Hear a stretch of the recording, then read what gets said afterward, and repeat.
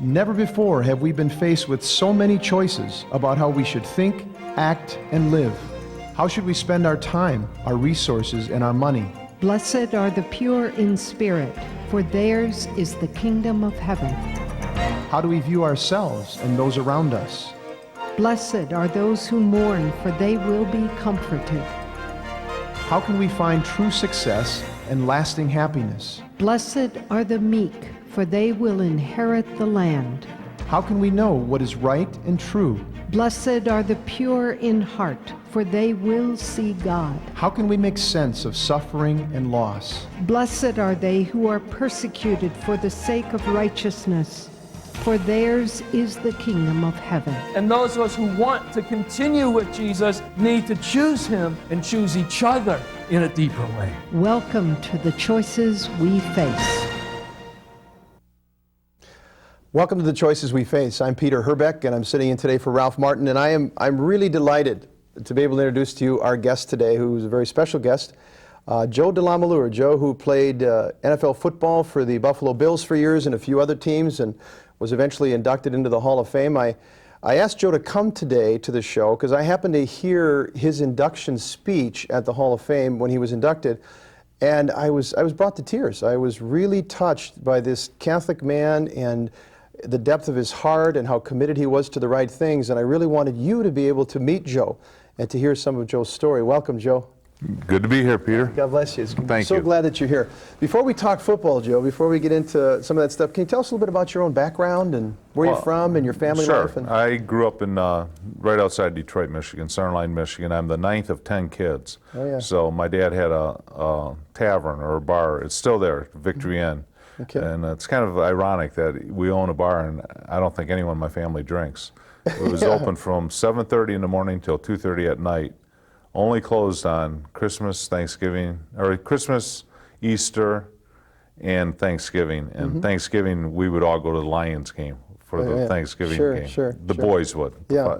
I got 5 sisters and 4 brothers, so the 5 boys would go to the Lions game. And you know, I'm the only one to go to college. I was the 9th of 10 and went to Michigan State on a football scholarship. The reason I went to Michigan State is I really wanted to go to Michigan. Oh, yeah, to play in the big house, huh? Well, I was Bo Schembechler's first recruit. Oh, is that right? But my dad claimed he couldn't pronounce Schembechler. DeLamielleure, I thought that was very odd. Yeah. You can't pronounce Schembechler. Yeah. And Duffy was Catholic. Oh, Duffy Doherty at Michigan State was a Catholic. And that was it. Duffy came over, his visit, saw my mother. Then next visit, he's talking about Father Lambert at Michigan State. So that was it. So your parents wanted to entrust you into a good Catholic coach exactly. and all that. Yeah, okay. And it worked out well. It was fun. Yeah. And now you mentioned, while you were there, you had some key roommates too that ended up becoming really close. And I had 2 college roommates, and then my junior year I was married to my wife, and we're still married. So really my 3 roommates at Michigan State have hasn't one of them gone on to develop an orphanage or something? One was the director of the Cleveland Secret Service, L.J. Bowerin. Now he's director of the Cleveland Clinic. He was a director of the Secret Service under Bill Clinton. And then the other one came to Michigan State, terrible student. He was in an orphanage in Palmerdale in Cleveland, and then ended up at St. Joe's High School when he was got out of the orphanage when he was 16, went there when he was 8, stayed till he was 16, came to Michigan State, and now John and I have, I work with John with an orphanage in Matamoros, Mexico. He's got 2 orphanages, and he's a doctor of education. He's a miracle. We got to get him on the show. Yeah, that'd be great. That'd be really great. So it was part of what you shared at the Hall of Fame ceremony. I was really touched that even his dream at one time was to establish an orphanage. And here this guy who shouldn't even have gotten into school. He shouldn't have been in school. He shouldn't have been in He's just Michigan doing heroic, State. loving things. Both, LJ hurt his knee. He had 3 knee operations. And after his 3rd surgery, I said, what are you going to do? He said, I'm going to give the Secret Service a shot. From that, he goes to be the director of the Secret Service at age 43. Then my other college roommate, I'll never forget this. I go, John, what are you going to do when you're older? He said, I'll tell you one thing I'm going to do. I'm going to open an orphanage, so they don't have to kids don't have to be treated how, this, that. And it touched me so much at that time. I always thought to myself, from that moment on, I said, if I can adopt a kid Yeah. I'm going to do it. And I ended up adopting 2 kids. We have 4 of Wonderful. our own, then we adopted. But I was touched at age 19 to Yeah. go adopt kids. Isn't that something? Yeah, by your college football roommate. And Who I, would have thought it, you know? when you're talking at the time, you never think about it. Yeah, yeah. And then all of a sudden, all these things happen, and you look back at your life and you go, God had me in that room at that time Yeah. to change those 2 boys that I have now in our family. And now, the first time I heard Joe DeLamielleur's name was when you were playing football for the Buffalo Bills years ago. I grew up in Minnesota, and we had season tickets for the Vikings for years. So I think you guys must have come We in there a played few there. times. Yeah. Mhm. And Ron Yeri is a good friend of mine. Oh, he is, And yeah. Ed White. Ed White, both. 2 old Vikings. Oh yeah. And and how long were you at Buffalo? You were part of played- what was called the Electric Company or something? Right. or- I played 7 years in Buffalo. Then I got traded to Cleveland. I didn't get along with the head coach. Okay. And I got traded to Cleveland. And then when the head coach that time left, his name was Chuck Knox, he left Buffalo. I went back to Buffalo for my last year. So I played 7 years in Buffalo, 5 in Cleveland, and then back to Buffalo for my 13th year. Okay. And then you went into coaching for a period I of time? coached high school for, let me see, I'm trying to think. I coached high school for 5 and college for 7. But I went into coaching because actually a guy conned me out of some money, and I had to figure out what the heck I was going to do. We had 3 other children living with us. We had 9 people living with us, and I went flat broke. I Wow. mean, we went to ground zero, and I said, how in the heck am I going to make this money back up? So Sam Ratigliano, who coached me in Cleveland, said, if you get in coaching, you're a natural. You'll be good at it. I got in high school coaching. We won a couple state championships. And then I went to Liberty with Coach Ratigliano, and then Duke hired me. And we worked our way out of it. But through the Lord, I mean, good Lord put his hand on our family and held it together. And we got through of our finances, you know, through the help of a lot of people and the good Lord. Yeah, and there was hearing your story at the Hall of Fame, you were talking about the journey. Really, what I saw was this guy grew up in a traditional Catholic family in many ways, and faith was a part of your life. It grew as you went on, right? It didn't. Absolutely. You went It's a pebble, and now it's growing into a rock. Yeah. I mean, that's life. I mean, nobody, I don't know too many guys who are formed what they are from age 8 or 9, and then all of a sudden, you know, right. Sure. you grow into what you're being as a man. Yeah. And through a lot of people. I mean, there are a lot of examples of people who are Christian, Catholic, to me, Catholic people. My father-in-law is the best example of their marriage. You know, he's been married for 55 years and 8 kids. They lived right around the block. My wife's the oldest of 8, and I'm the ninth wow. of 10. Yeah, yeah. So, you know, I always tell my kids, if you want a role model to live after, don't look at athletes. Look at your grandpa, my father-in-law. Yeah. And he's a fire chief. He's a daily communicant. Yeah. I mean, he's an amazing guy. We call him St. Norman. Yeah. Well, But, that's great. That's great to hear, Joe, because there's such a disproportionate focus in our culture. I mean, I love sports. I grew up playing sports. You know, I have boys. We love to play the game and Sure. stuff. But there's such a disproportionate focus on athletes today, and ordinary heroes like you're talking about, we just seem to miss. Exactly. And a lot of the ordinary heroes who are playing sports, the media won't cover them. There are a tremendous amount of good through sports, but you don't hear about a lot of it. Yeah. You see the United Way, and those guys, all they do is make the commercial, and they're never involved in the community.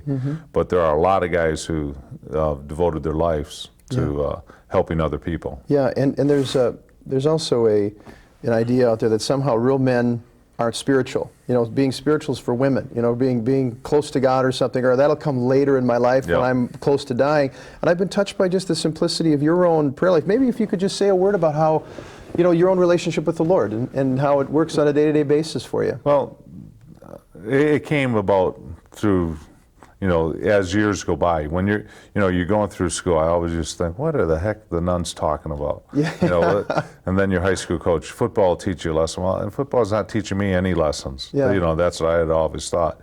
But then when I look back at all the people who've touched my life, so I'd have nuns praying for me. They'd write me a letter, Joseph, we're praying for you so you don't get injured. I never got hurt. I mean, people say, that's luck. It's not luck. It's the Lord's got a plan for you. You don't know what it is.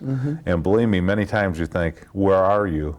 Yeah, right. You go, man, what happened? I mean, Yeah. when we lost all that money, I thought to myself, I've adopted kids, we've done this, we've done all the right things. What are you doing to me? Yeah. Why are you doing Yeah. this to our family? Yeah. And then when you sit back and you don't worry about Yeah. yourself and you just kind of Yeah. turn up and start praying more and more, Yeah. then God has unbelievable plans for your life. Yeah. But He's got to knock you down a few pegs Yeah. to get you there. Right, to humble our hearts and really rely on Him. Exactly, Yeah. and then you rely even more on Him. Yeah. And that's what happened in my life. And Yeah. when I look back at football, I think the toughest guys I've ever played against were spiritually based guys. Is that right? Can you give is it okay to give an example? I can of give who you an mean? example. Joe Ehrman, Mike Joe Barnes. Now, Joe Ehrman, isn't he the guy I read about in Parade Yeah, Magazine who's done exactly. some amazing things with Yeah, inner he's city doing kids? things in Baltimore, and he's Yeah. written a book, Life of Season, or Seasons of Life. But Randy Gradishar, who's an Ohio State guy, should be in the Hall Oh, of Fame. yeah, sure. These guys, they go 100% all the time. If it's Mm-hmm. when, you know, some guys, if the score's down and you're beating them badly or they're beating you badly, they let up. Mm-hmm. These guys focus and they say, hey, I'm doing something, the good Lord's given me a talent, I'm going to do it 100% of the You time. do it for God's glory, too, Exactly. right? I'm doing it for Him, and I'm Yeah, and thanking you're not Him. doing it for yourself. If you Yeah. do it for yourself, you're just an average player. Yeah. I never played a game in my life in professional football for myself. If Yeah. I ever did anything good, I'd always think, boy, I hope my dad's happy. Yeah. Or I hope my parents saw this or my wife saw Yeah. this. Yeah. And you never play for yourself. The guys play for themselves. That's why I have a very difficult time right now watching professional football.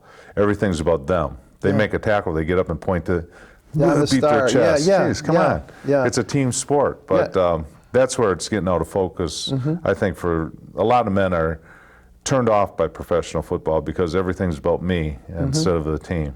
And there's something instinctive in a man that doesn't want it to be about me. I want to make a place for others. I want to blaze a trail for others. I want to help as many get to where I want to sacrifice for the good of others. Exactly. Which your father was like, my father was like, who was part of that great generation. They want to make rarely ever asked things for themselves. They made great sacrifices quietly often, right? Quietly, and not shooting off rockets and saying, Exactly. look at me, look what I'm doing. But they laid down their lives for their families, for their community, for their church, and that kind of thing. That's So- exactly right. My father-in-law was a fireman. Yeah. And he was a fire chief. And then, my son graduated from Duke, played at Duke, was captain of Duke, went to Hofstra. Once he graduated from Duke, he had 1 year left. He went to Hofstra, got in a blue-gray game, was MVP of the game. Wow. Went to the Colts and was like one of their last guys released. He's going to be a fireman Oh, isn't that in something? Charleston, South Carolina. I couldn't be prouder because I think what he saw was in his father-in-law. Best example in the world, the greatest honor in the world is somebody who really wants to be just like you. Yeah. And that's neat stuff. Yeah, it's excellent. And the good Lord works in so many ways that we never, that's too good for us to even think. Like my college roommate, the guy's in an orphanage. Yeah. While he's struggling through the orphanage, in a million years, would you think that guy would be opening an orphanage? Yeah. No. You don't think that. If an alcoholic who Sure. beats alcoholism, then he goes on and Yeah. talks about alcoholism. I have a daughter who had an eating disorder. And I told her, I said, Mary, time is going to come when you're going to have to, God gave you, this happened to you for a reason. God's going to want you to go and talk about it, and she does. Yeah. She whipped Oh, that's it. great. She didn't whip it, the Lord and her whipped it Yeah. together. Yeah. And now she goes and talks about it, Yeah. which is tremendous. Yeah, That's what it's all about. That's good stuff. We're going to take just a short break, Joe, and I'll come back and ask you another question. But why don't you just stay with us? We'll be back in just a minute. Are you searching for ways to grow in prayer and holiness, in reading and sharing the good news, and in living as a disciple of Christ? Do you want to be challenged, encouraged, and strengthened in living out your faith daily? Then join us this summer at the Renewal Ministries Institute. The schools of the Renewal Ministries Institute are an answer to the Holy Father's call for all Christians to participate in a new evangelization. Noted biblical scholars and lay missionaries join the Renewal Ministries staff to provide dynamic, orthodox teachings that will re-energize your faith.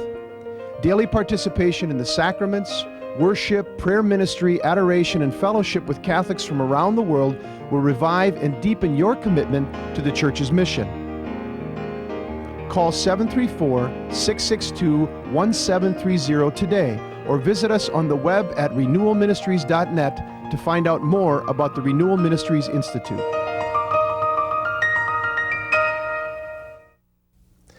Welcome back. You're watching Choices We Face. I'm Peter Herbeck, and we're here with Joe DeLamielleure. Joe's a Hall of Fame NFL football player, played for the Buffalo Bills back in their heyday. Weren't you blocking for O.J. Simpson when he was the first guy to go over 2,000 yards or something? That was my rookie year, 1973. That was your rookie year. And were you starting? Yeah, well, I've never not started a game, ever. Oh, yeah. And I've never missed a game due to injury. Yeah, that was about, that 2,000 yards was more about you guys than it even was about O.J., I think. Yeah, in the terms electric of what, company, Reggie McKenzie, who lives here in Detroit. And we had a lot of fun.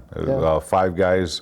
Actually, Dave Foley was from Ohio State. He was released by the Jets, and Mike Mottler was traded. Oh, yeah. So we had a lot, the makeup of the Motley Crew came together kind of. We came together as a team and did well. We played together for a long time, like 7 years, those 5 guys. You mentioned to me earlier, you mentioned the earlier segment about your friend Joe Ehrmann, who you played ball with. And I read in Parade Magazine, that he's coaching, as I mentioned, these high school kids in the Baltimore area. Is that right? Right. And he's just got a unique perspective on he's got such balance as a coach. He's almost like got a thoroughly Catholic and Christian vision about how to lead young men. Can you just say a little bit about it, Joe? Here, the thing is that Joe and I are not personal friends, but I could call him right now in a moment. Out of respect how we played for each other, and actually we shared a car in the East-West Shrine game because we were both married we still are both married. But we were the married guys there, and most guys weren't married, so they gave us a car to share with our wives. And years passed. I was coaching at Duke, and I thought, just for the heck of it, I'm going to call Joe Ehrmann because I was recruiting the Baltimore area. And that day he was having surgery to have his hip replaced. Okay. So then I kind of lost touch with him. And then, like you, I picked up the Parade magazine and read that article about him. And then about a week ago or 2 weeks ago, a guy who used to be a ball boy with the Buffalo Bills sent me a book. Yeah. And he said, and some things to sign. I signed the things, and then he said, on the cover of the book, he said, I thought you'd enjoy this book because the guy who wrote the book, Jeffrey Marks, I think his name is, was a ball boy for the Baltimore Colts. Oh, yeah. And he always thought that Joe Ehrmann was kind of a different type of guy, even when he was playing. And he said, I felt that way about you. The ball boy from the, his name is Peter, actually. I see. So I just kind of put the book down. I read what he wrote and put the book down, never thought of looking at it. Then when I was flying here to Detroit, I opened the book and I go, oh my gosh, this is about Joe Ehrmann. Yeah. So then I really got into reading it on the way here to do this show. Yeah. But Joe coached a lot how I coached high school football, and I coached exactly that way, where love the kid, respect the kid, show the kid love, and he's going to be a heck of a lot better ball player. But that's kind of immaterial. What are you going to be when you're done? You're not going to play ball, most kids, until they're 18, they're finished. Yeah. And that's the essence of the book. Yeah. Have respect for your opponent, respect for yourself. Most important, respect for God, and it'll lead your life. Yeah. Point you in the right direction. Yeah, and it was such a contrast, Joe, reading it to say, because so much of sports is now grandstanding, like you were saying earlier. It's about the superstar. It's about I got to get my chest. I got to puff my chest out, and he cuts through all that. Exactly. And he says, you know what these boys need? They need to know they're loved. Exactly. They need to know that men love each other, and they can look each other in the eye, and we're in this together. Yep. And it's just, I thought, hardly anybody talks that way, it seems like. No, because Joe had in the book, he had a bad experience with his dad. And, his dad was kind of knocking him around and saying, hey, men don't cry. Yeah. Men aren't babies. You got to be a man. Yeah. Well, to me, I can give you 2 examples of the 2 toughest guys I ever played against in my life. I mean, you were thinking you're fighting a bear or some sort of animal. One is John Shinsky, who has the orphanage, and one is Joe Ehrmann, who has this thing. Now, those are the 2 toughest guys, bar none. I mean, is that right? I'm talking about anybody I've ever played against. Those are the 2 toughest human beings I've ever played against. Most manly human being you'd ever see on a football field, and the most gentle off it. Yeah. John Shinsky's high school coach said to him, he said, John, I want you to be an animal on the field and a gentleman off it. John said he got that mixed up for the first couple of years of his life. He was, but that's how it is. I mean, people who there's 3 things people have: a belief, an opinion, a belief, and a conviction. And until you get a conviction, you're not going to make any difference in anybody's life, because opinions can be changed, a belief can be, you can talk somebody out of their belief, but when you're convicted, nothing's going to change you. Until we become convicted about who we are in this world and what we're going to represent, Yeah. we'll be wishy-washy. Yeah. We'll be flip-flopping all over Yeah. the place too. Yeah, yeah. It was one of the things he mentioned in that article was for the graduating senior boys. One of the things they do is they each sit down and they write their obituary or something what like they that. want to be on their tomb. What they want, what they want said on their tombstone. Exactly. Yeah, and when he described that and the things the boys were saying, what kind of man do I want to be remembered as? And that was the constant focus. Like he was giving them an Yep. eternal perspective. Whereas now, so much of sports, Joe, is no, the immediate now, make the money, get the success, become famous. Instead of saying, no, no, no, no. Sports is an opportunity to help you. It can be a tool and instrument to help you keep an eye on the big picture Yep. and prepare you how to sacrifice and how to be a team player and how to live in a family properly and how to, love And others. Really. how many lives can you change? And Coach Doherty always used to say, unfortunately, how many lives can the chemistry teacher change compared to the coach? Yeah. I mean, you have such a platform as being an athlete. Yeah, that's really true. I mean, that's the way our society is. Yeah. Maybe 2,000 years from now, the chemist will be the most popular Yeah. guy. But right now, yeah. at this time, this moment, it's sports. Yeah. So now God has given you a gift. Now, what are you going to do with it? Mm-hmm. It's like that. Yeah. I love church yesterday because they were talking about the guy the gifts. Yeah. One guy had, 10 or 20. The talents, yeah. The talents. Right, yeah. And one guy went and buried his one Right. talent. Mm-hmm. Well, and the other guys, you got to go multiply them. And God's given you an opportunity. When I pray now, I say, God, let me be a server instead of being served. Yeah. Just let me serve. If my calling is to come and talk on shows like this, Mm-hmm. or to go do something with, some handicapped kids or homeless people, give me the opportunity. Yeah. And that's all I want, the opportunity. You show the way. I don't even have to go look for it. Yeah. They come knock. He finds ways. They'll come knocking at your door. Yeah. Hey, would you do this? Would you do that? Yeah. And it's God knocking. It's not the kids sitting. Mm-hmm. Like I always look at my two Korean boys that I adopted. Mm-hmm. I mean, there are days I want to kill them. I mean, we grew up. I mean, I think why? Why did we do this to ourselves? But Yeah. when I really look at those kids, Yeah. that's feed the hungry, clothe Yeah. the naked. Yeah. That's him. Yeah. That's right there. Yeah, exactly. Joe, we were talking a little bit earlier about the simplicity of your own daily prayer, and the things you do, some of the patterns you do. And a lot of guys feel awkward praying. It's like, gee, I'm just not very spiritual, and I don't know how to pray, and they feel uncomfortable. Can you just describe a little bit just the simplicity of your own prayer? First of all, I'm married to a great girl. Yeah. She's always my girl. Yeah. But she gets up every morning. We never start our day without saying our own prayers. Yeah. We don't say them together. We say our own things. So like I have mine. I always, I got like a whole St. Jude, Saint Sebastian, who's the patron saint of athletes. A couple prayers of St. Joseph. So you gather in the whole community of saints that kind of intercede with you and pray. And Mother Teresa, Yeah. who passed away. She's an example, and that, I never do anything before I do this. And then the other thing, what I've always done, I was bored in meetings. In 1983, I started writing my daily diary, and I write about my children, about what the day's going to bring or what yesterday brought. But as I look through those years, from '83 to 2004, Yeah. 21 years, huh? 21 Yeah, years wow. writing these, and I write every day. I never miss a day. Like you'll be on here today, Peter. Well, good. Talk to Peter. Yeah. Almost like some famous interviewer, I could say. Right, right. And what I do is I do that every day, and it's a discipline. And then that makes me think, what's the most important thing in the day? Start out with a prayer. It's easy. Yeah. Then all of a sudden you become more and more focused. But what I found through the years, how much more I pray. Yeah. Because I look back in '83, I didn't do that. Yeah. It just was a gradual thing when Yeah. God would move me, and then all of a sudden I started praying. Probably when my most down time, when I lost all my money. Yeah. That's when I started praying the most. Yeah. And that's when the answers started coming, like boom, boom, Yeah. boom. Yeah, isn't it amazing, Joe, how the Lord permits stuff like that to happen to us for our own good? our Absolutely. first instinct is, why would you do this to me? Yep. That kind of a thing. But then you realize it's precisely that thing that stripped our independence, Yep. our autonomy, our relying on ourselves and our own strength, because He wants to come and reveal Himself to us and answer our heart's deepest longing. Yeah. to know that we're loved by God, that God knows us, that He's leading us, and our life has purpose. I'll give a good example for men out there. Yeah. My son is the strongest human being I've ever met. Good kid.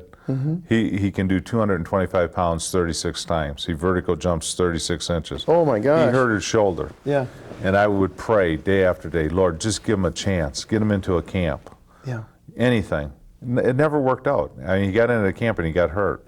And then praying every single day about that kid. Then he calls me out of the blue. Dad, what do you think of a Dookie wanting to be a fireman? I couldn't be more honored. Yeah.